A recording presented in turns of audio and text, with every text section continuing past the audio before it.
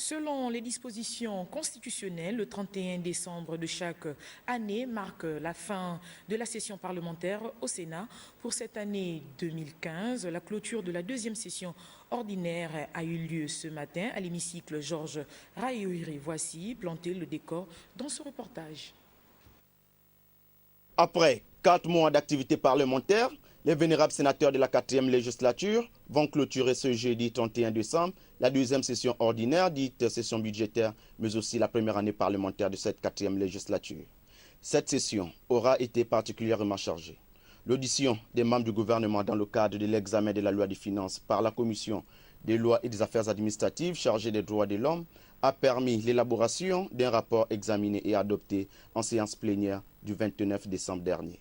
Au cours de l'année 2016, le niveau de ressources de l'État s'élèverait à la somme de 2 625,9 milliards de francs CFA contre 2 651,1 milliards de francs CFA dans la loi des finances rectificative 2015, soit une baisse de 25,2 milliards de francs CFA liée à la réduction des ressources d'emprunt.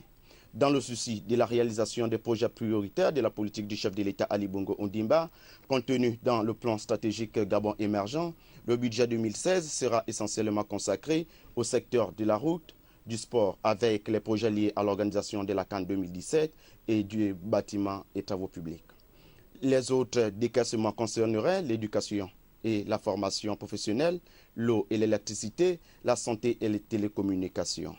Parallèlement à l'examen de la loi des finances 2016, les vénérables sénateurs ont, au cours de cette session, examiné et adopté plusieurs projets et propositions de loi.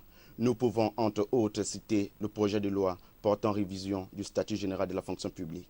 La cérémonie de clôture de ce jeudi 31 décembre sera marquée par l'allocution du Dr Lucie Milebo Obisson épouse Mboussou, une occasion pour le président du Sénat de revenir sur les grands moments qui ont marqué cette session.